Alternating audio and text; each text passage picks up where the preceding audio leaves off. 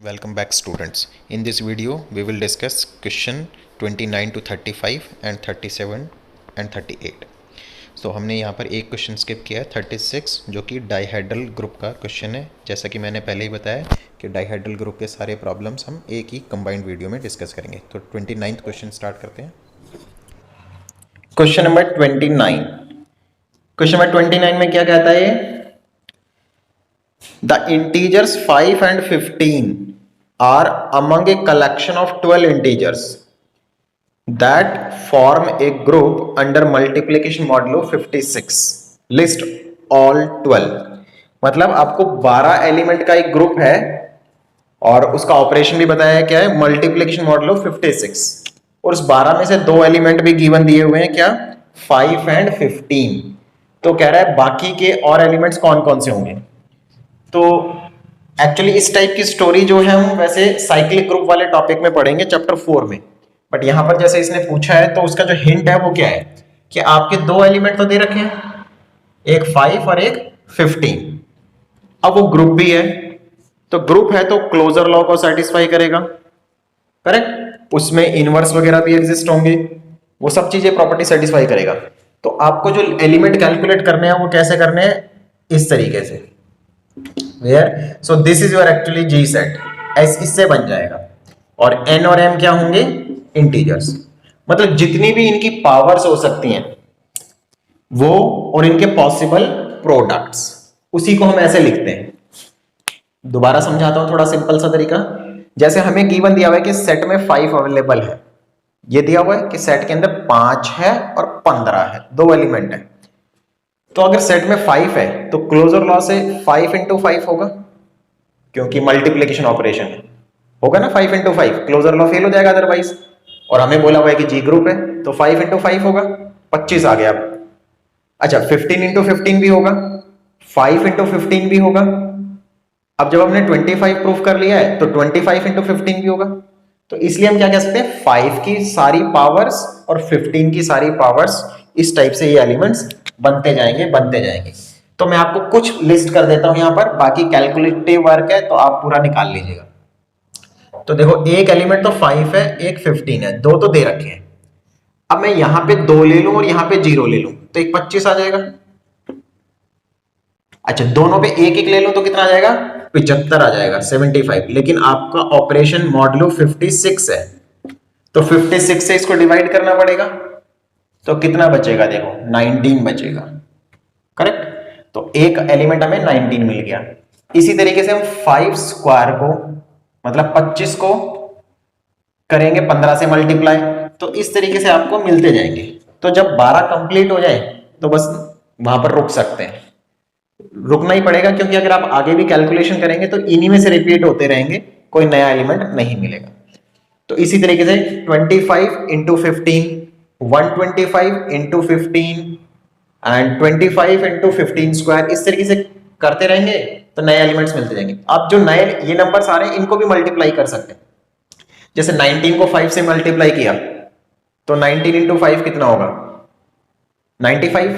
95 को 56 से डिवाइड करो, कितना आएगा, 95 को 56 से डिवाइड करो, रिमाइंडर चाहिए ना आपको। तो 9 और 4 3 39 आ गया। तो एक एलिमेंट और मिल गया हमें, कौन सा, 39। इसी तरीके से आप 39 को 5 से इंटू कर लो या 39 को 15 से इंटू कर लो। Similarly you can calculate the rest of the elements. Okay, तो मैं इसको यहां छोड़ देता हूं, आप खुद कैलकुलेट कर लीजिएगा। Question number 30, interesting problem. तो क्वेश्चन 30 में दो पार्ट है, पार्ट 1 और पार्ट 2। क्वेश्चन 30 का फर्स्ट पार्ट क्या कहता है, give an example of an group, give an example of a group with 105 elements. 105 element का एक ग्रुप आपको बताना है। तो जितने भी एग्जांपल हमने इस चैप्टर में पढ़े हैं उसको रिकॉल करो, तो आपको याद आएगा कि हमने दो ऐसे सेट पढ़े हैं जिसके number of element in the group आसानी से जज किए जा सकते हैं। एक है Zn, तो अगर आपको Zn याद है तो उसमें n एलिमेंट होते हैं एग्जैक्टली। क्योंकि 0 से लेकर n-1 तक उसमें एलिमेंट होते हैं, करेक्ट। क्योंकि Z5 में क्या होता है 0 1 2 3 4 और Zn में 0 1 2 3 4 5 एंड सो ऑन n-1 तक। तो 105 एलिमेंट का ग्रुप कौन सा होगा? So group of 105 elements is Z105 और उसका जो ऑपरेशन होगा वो क्या होगा? Addition modulo 105, correct. Second part में कहता है 44 एलिमेंट्स के दो एग्जांपल देने हैं, दो। तो ग्रुप ऑफ 44 एलिमेंट्स, तो एक तो यही है Z44 and operation is addition modulo 44। दूसरा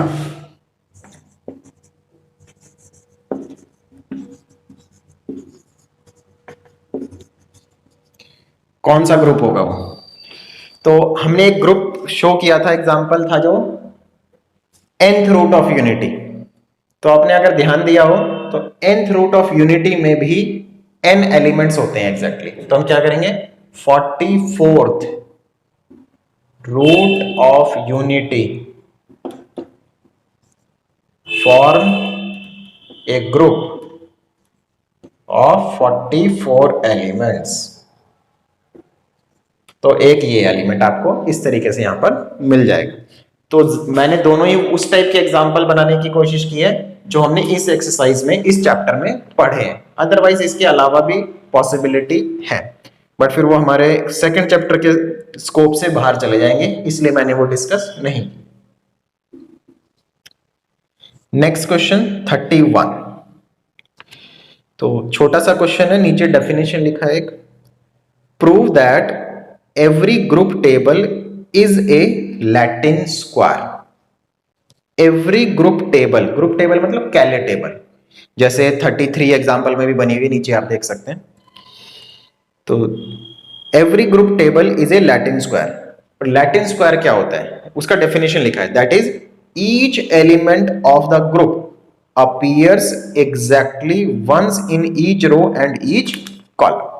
लैटिन स्क्वायर क्या होता है? एक स्क्वायर टेबल होती है जिसकी हर रो में एक एलिमेंट एक ही बार लिखा होता है, रिपीट नहीं होता। सिमिलरली कॉलम में भी एक एक ही बार होता है। तो हमें शो करना है कि ग्रुप टेबल भी ऐसी होती है। So late G be a group to show group table या कैले table is a Latin square। तो ध्यान से देखिए, अगर टेबल को लैटिन स्क्वायर शो करना है तो आपको ये शो करना है कि जो ग्रुप की टेबल है, हम फिलहाल ग्रुप की टेबल बना रहे हैं भाई।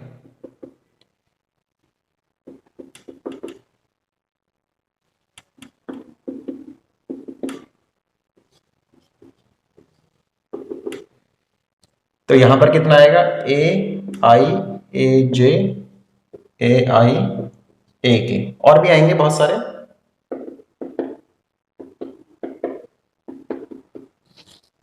हमें क्या शो करना है? Every group table is a Latin table. तो इसका मतलब क्या है?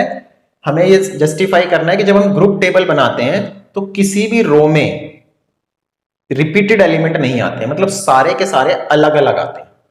तो अभी हम बाय डिफॉल्ट मानने वाले हैं कि दो एलिमेंट एक जैसे आ जाएंगे। So let if possible, contradiction से, let if possible there exist a i a j a k in group such that के ए i a J equal to A i ए के। यही एज्यूम करना पड़ेगा ना कि ये और ये इक्वल हो गए, कॉन्ट्राडिक्टरी ले रहे हैं। प्रूफ करना है सारे एलिमेंट अलग अलग होते हैं। हमने एज्यूम कर लिया कि जब हमने टेबल बनाई तो दो एलिमेंट सेम आ गए, करेक्ट। तो अब इसमें क्या करेंगे हम? प्री मल्टीप्लाई, या कैंसलेशन लॉ इजी है, bye left cancellation law.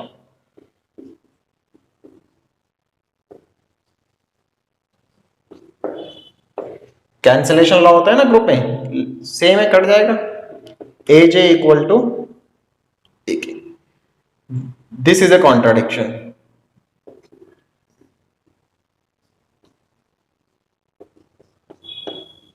As a j is not equal to a k, क्योंकि जो ग्रुप में एलिमेंट चूज करते हैं हम वो डिस्टिंक्ट एलिमेंट होते हैं ऑब्वियसली, जो अदरवाइज रिपीटेड थोड़ी करते हैं ग्रुप में, और यहां पर इक्वल आ रहा है तो कॉन्ट्राडिक्शन हो जाएगा। इसका मतलब क्या हुआ, group table is Latin table, correct. और अगर आपको अजीब लग रहा है कि भाई ये क्यों कॉन्ट्राडिक्शन हुआ, तो आप लेट कर सकते हैं क्या, कि जो जी है उसके अंदर जो एलिमेंट है वो कैसे हैं, let a i not equal to a j, इनका ये सफिशिएंट है सिर्फ ये वाला, क्योंकि ये तो इसके इक्वल हो सकता है ना, क्योंकि यहां और यहां लिखे जाते हैं, तो आपको ये लेट करना है ए j is not equal to a के। वैसे अंडरस्टूड है, क्योंकि जब ग्रुप के सारे एलिमेंट यहां लिखते हैं तो ऑब्वियसली वो सारे डिफरेंट एलिमेंट होते हैं। तो ये क्वेश्चन आपका यहां प्रूफ हो जाता है कि जो ग्रुप का टेबल होता है वो लैटिन टेबल होता है। वैसे मैथमेटिक्स ऑनर्स में तो नहीं पूछा जाता कभी, हाँ, लेकिन ये बीए प्रोग्राम वाले सिलेबस में पूछा जाता है। बीए प्रोग्राम में जब उनके ग्रुप थ्योरी आता है तो उनका एक लैटिन स्क्वायर का टॉपिक ही होता है, तो उसमें ये बहुत फेमस क्वेश्चन है और पूछा भी जाता है। मोस्ट ऑफ द ईयर्स ये बीए प्रोग्राम में जरूर आता है, करेक्ट। नेक्स्ट देखिए 32। 32 इजी सा क्वेश्चन है। U12 का कैलियर टेबल बनाना है। तो U12 याद है, U12 कैसे लिखते थे? U12 में एलिमेंट्स कौन कौन से होते हैं? U12 में वो नेचुरल नंबर्स होते हैं जो 12 से छोटे होते हैं और उनका 12 के साथ जीसीडी 1 होता है, करेक्ट। ये डेफिनेशन है ना। तो देखो कौन कौन से होंगे, 12 से छोटे कौन से नंबर हुए, 1 से लेकर 11 तक, बट 12 के साथ जीसीडी 1 होना चाहिए। तो 1 5 6 नहीं, 7 8 नहीं, 9 नहीं, 10 नहीं, 11, ये हो गया।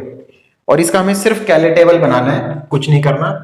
1 या 2 मार्क्स से ज्यादा नहीं आएगा, प्रैक्टिस के लिए दे रखा है। वैसे एग्जाम में तो क्या आएगा ये क्वेश्चन। तो मल्टीप्लिकेशन मॉड्यूल 12 इसका ऑपरेशन होता है। तो मल्टीप्लाई करो 1 5 7 11, फर्स्ट लाइन तो इजी है। अब करो 5 1 जा 5, 5 5 जा 25, 25 को 12 से डिवाइड करोगे तो 1, 5 7 जा 35, 12 से डिवाइड करोगे तो 11। सिमिलरली यहां पर ऐसा आ जाएगा 7 5 जा 35, 35 को 12 से डिवाइड करो 11, 49 1, यहाँ 5 आ जाएगा। 11 5 जा 55, तो 7 आ गया। 77, 12 पंजे 60, 12 छः 72, 5 बचा और यहाँ 1 बचा। तो ये आपका क्वेश्चन इतना सही था, कंप्लीट, कुछ भी नहीं करना स्पेशली, बस कैलियर टेबल बनाना है। आप देखो इसमें भी सारे रो के अंदर अलग अलग एलिमेंट है, करेक्ट। अच्छा, इसमें एक चीज और हो गई, हम चाहे तो कॉलम वाले को भी हाईलाइट कर सकते हैं। 31 में मैंने एक चीज छोड़ दी क्योंकि हमने रो में शो किया ना, उसने कहा कॉलम में भी डिस्टिंक्ट होते हैं। तो similarly we can show for columns. Sorry for disturbance, आप इसको ना यहां पर एक लाइन ऐड कर लेना यहां पर कॉन्ट्राडिक्शन के बाद। So implies group table is a Latin table, correct. Question number 33। 33 ये कहता है फिल इन द ब्लैंक्स। हमें एक टेबल दी हुई है EABCD, EABCD, और कुछ इसमें प्लेसेस फिल भी कर रखे हैं और कुछ छोड़े हुए हैं।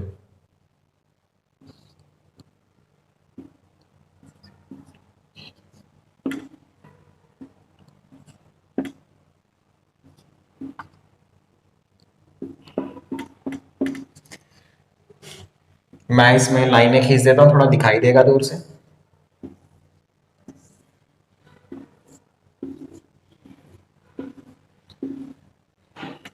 जो ब्लैंक बॉक्सेस हैं वो फिल करने हैं। करेक्ट। इसमें क्या बोला है कि ये ग्रुप टेबल है, ये बता दिया है ये एक ग्रुप टेबल है और आपको इसके ब्लैंक्स को फिल करना है।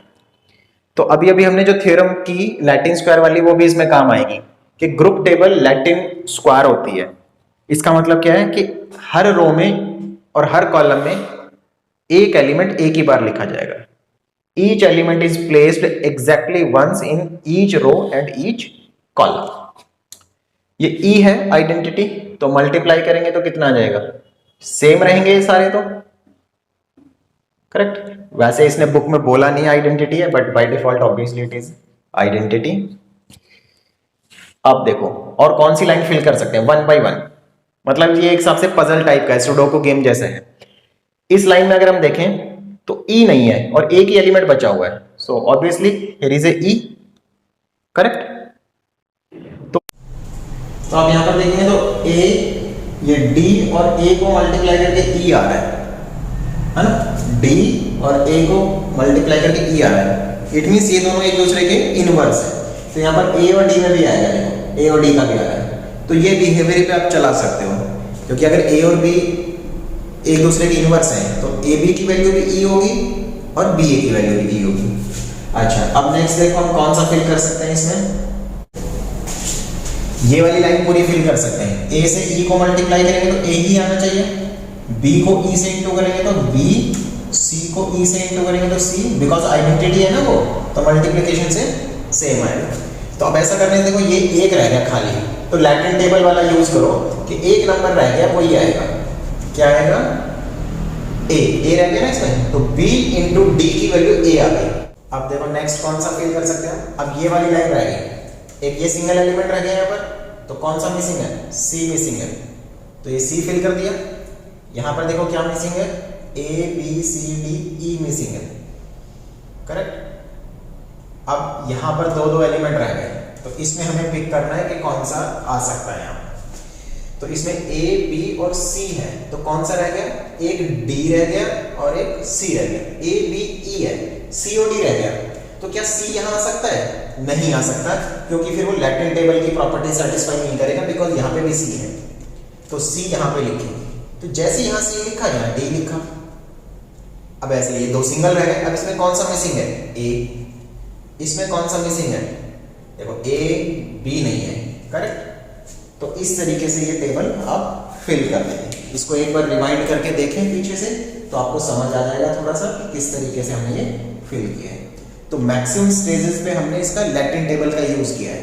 लैटिन टेबल क्या होती है, each row contain each element exactly once, similarly column. Correct. Next देखो 34th क्वेश्चन क्या है, prove that in a group AB whole square is equal to A square B square if and only if AB equal to B. Consider AB whole square equal to A square B square. और proof क्या करना है इसमें, AB equal to B converse, और इसमें AB equal to BA let कर लेना है और प्रूफ क्या करना है ये। करेक्ट। दो पार्ट है, this if and only this. तो इसमें तो हम इसी से चलेंगे। देखो ए बी होल स्क्वायर को कैसे लिख सकते हैं, ए बी किसी भी टर्म के होल स्क्वायर का मीनिंग क्या है, मल्टीप्लिकेशन बाय इटसेल्फ, और ए स्क्वायर को ए बी स्क्वायर को b b, by left cancellation law. तो ये ए कट जाएगा, ठीक है, काटना नहीं है ऐसे, तभी ऐसे काट दें, हटा देना है बस, b a b b. Correct. By right cancellation law. अब राइट कैंसलेशन है, बी हट जाएगा पीछे वाला, b a is equal to a b बचा, तो ये इक्वल है, तो ए बी को पहले लिख दो, क्योंकि प्रूफ ऐसा करना है ना, ए बी आगे होना चाहिए। तो ये वाला पार्ट तो हो गया। Second converse, a b equal to b a assume करना है और ये प्रूफ करना है। तो जो प्रूफ करना है उसकी LHS ले लिया हमने, LHS कंसीडर कर लिया। अब इसको कैलकुलेट करते हुए ये लिख रहे हैं, तो ए बी स्क्वायर को कैसे लिख सकते हैं, ए बी ना, इसको मैं एक बार ब्रैकेट में लिख देता हूं आपके लिए। बी ए को क्या लिख सकते हैं, देखो यहां पे आप 1 मार्क कर दो। बी ए को क्या लिख सकते हैं, ए बी बाई 1। तो अब कैसा हो गया, a b b, so a square b square, hence proof. ये करना था प्रूफ। 35 देखिए, 35 भी छोटा सा क्वेश्चन है। Let a B c b elements of a group, solve the equation a x b is equal to c. दो part है इसमें, a x b is equal to c. एक्स की वैल्यू निकालनी है, तो यहां से ए हटाना है, तो क्या करेंगे, pre multiply bye A inverse. तो प्री मल्टीप्लाई का मतलब ये कि लेफ्ट साइड से मल्टीप्लाई कर रहे हैं। अब इसमें एसोसिएटिव लॉ लगा के ए और ए इनवर्स को साथ में लिख देंगे। ए इनवर्स ए की वैल्यू ई, और ई से मल्टीप्लाई करेंगे ग्रुप एलिमेंट को तो सेम आ जाएगा। Next, post multiply by b, तो सेम जैसे कैलकुलेशन की है बैक साइड पे करेंगे। X b b inverse a inverse c b inverse, तो ये कट जाएगा तो एक्स बचेगा। और अगर आपको फुल स्टेप्स दिखाने हैं तो एक बार ई लिख दीजिए, उसके बाद हटाइए जैसे ऊपर लिया है। सेकेंड पार्ट भी बिल्कुल सेम है, आप खुद भी कर सकते हैं चाहें तो। सॉल्यूशन देखने की कोई ज्यादा जरूरत नहीं है, बहुत सिंपल सा ही है। प्री मल्टीप्लाई बाय ए, तो इस इक्वेशन को ए से मल्टीप्लाई करो, तो यहां से ए हट जाएगा। मैं डायरेक्ट लिख रहा हूं इस बार। अब post multiply bye A inverse, तो एक्स ए सी, पोस्ट मतलब बैक साइड पीछे। ओके, कुछ स्टूडेंट ये सोच सकते हैं कि भाई इसमें प्री पोस्ट क्यों लिख रहे हैं, सिर्फ मल्टीप्लाई वर्ड में तो लिख सकते हैं। तो इसकी जरूरत क्यों है, क्योंकि हम ग्रुप में डील कर रहे हैं और ग्रुप का जो प्रोडक्ट होता है वो कम्यूटेटिव नहीं होता।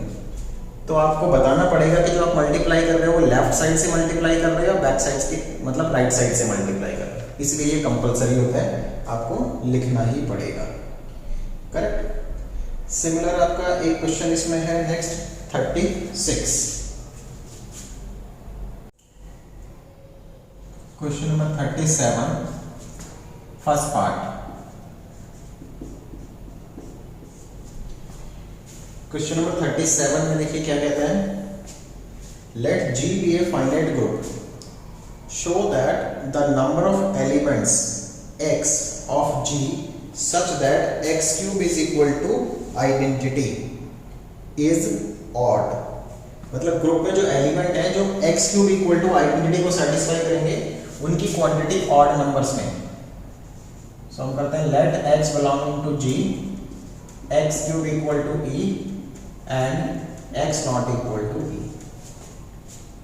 मतलब हमने एक एलिमेंट लिया अदर देन आइडेंटिटी जिसका क्यूब e है, तो पहले हम उसके लिए डिस्कशन करेंगे। तो हम कह रहे हैं कि नॉन आइडेंटिटी एलिमेंट में हम क्या शो करेंगे एक्चुअली, कि नॉन आइडेंटिटी एलिमेंट में इस प्रॉपर्टी को सेटिस्फाई करने वाले कितने नंबर्स हैं, e1 है हम कहेंगे।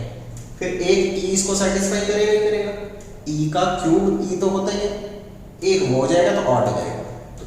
आइडेंटिटी के अलावा हम शो करने वाले इवन मिलेंगे हमेशा।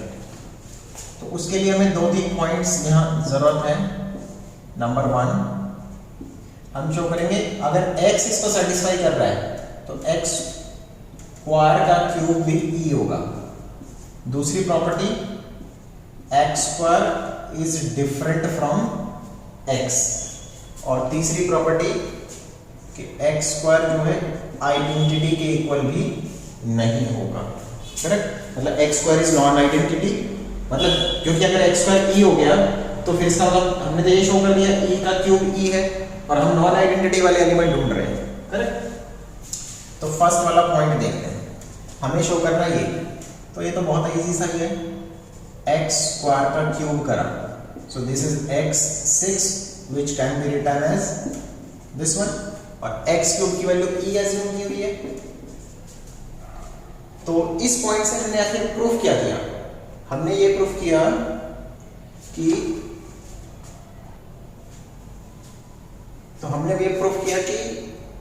अगर x इस प्रॉपर्टी को सेटिस्फाई कर रहा है तो एक x स्क्वायर नाम का भी एलिमेंट है जो उसको सेटिस्फाई करेगा।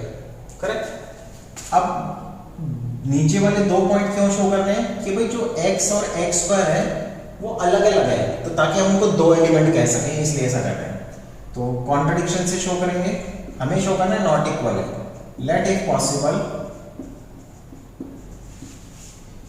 x square equal to x, तो कैंसिलेशन लॉ लगा दो। By cancellation law, left cancellation right cancellation कोई सा भी, तो एक x यहां से कट जाएगा और यहां से e बचेगा। So this is a contradiction.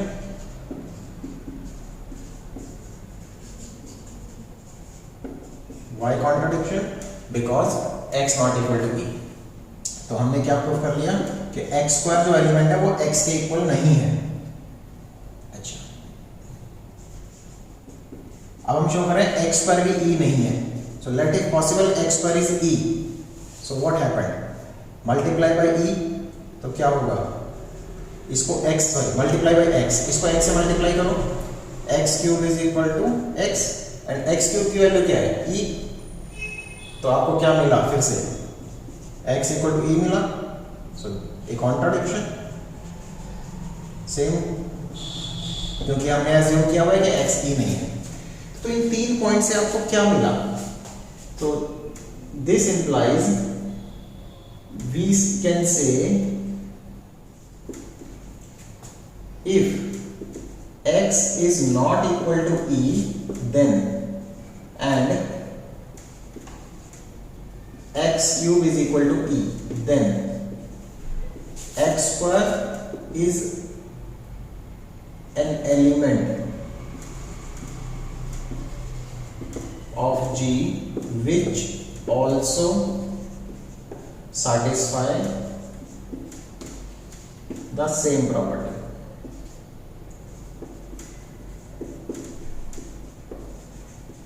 Where x square is also not equal to e and x square is different from x.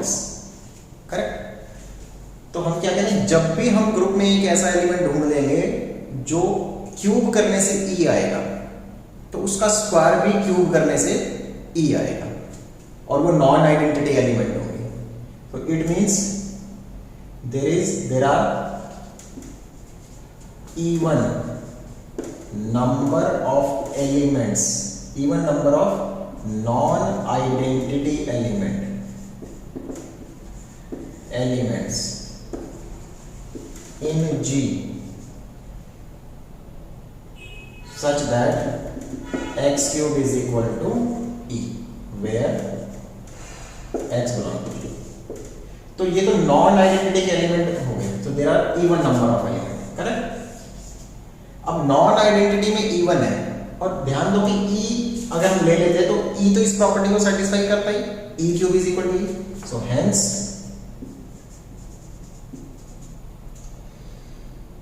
There are odd number of elements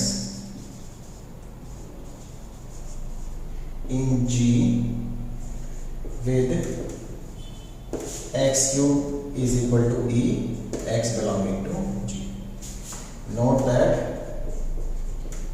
e cube is equal to e, मतलब यहाँ even proof किया, इसमें सब non identity है, तो identity पे satisfy करता है, तो ऑड में एक चीज बढ़ जाएगी तो वो इवन हो जाएगी।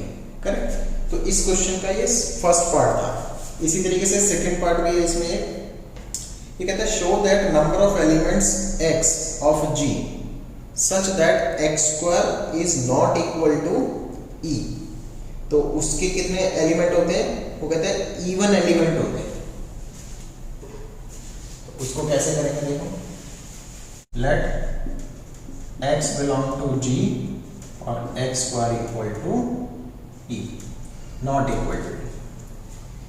अगर आप इसमें ध्यान दें तो इसमें नॉन आइडेंटिटी मेंशन करने की जरूरत नहीं है, बिकॉज आइडेंटिटी इसको सेटिस्फाई करता ही नहीं, क्योंकि आइडेंटिटी में तो ई स्क्वायर इक्वल टू ई हो जाता है, correct. So first of all अगर हम एक भी एलिमेंट ऐसा लेते हैं तो उसमें दो प्रॉपर्टी हम यहाँ दिखाएंगे कि whenever x satisfy this, x inverse whole square satisfy this and x inverse is different from x।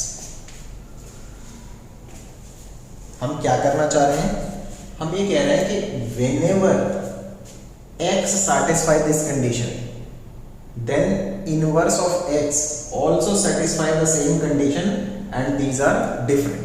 तो डिफरेंट होने से क्या बेनिफिट होगा कि जब भी आपको एक x मिलेगा एक x इनवर्स मिलेगा तो हमेशा दो दो के जोड़े मिलेंगे, तो दो दो के जोड़े मिलेंगे तो इवन बनता जाएगा, करेक्ट। तो आपको ये वाले दोनों पॉइंट जस्टिफाई करना है। So x inverse whole square can be written as x square inverse, so e inverse e। तो फर्स्ट पॉइंट तो बहुत आसान है। सेकंड कॉन्ट्रडिक्शन से करते हैं, let it possible x inverse equal to x, तो प्री मल्टीप्लाई बाय x, तो इस तरीके से हो जाएगा, ये e ये x square, so this is a contradiction.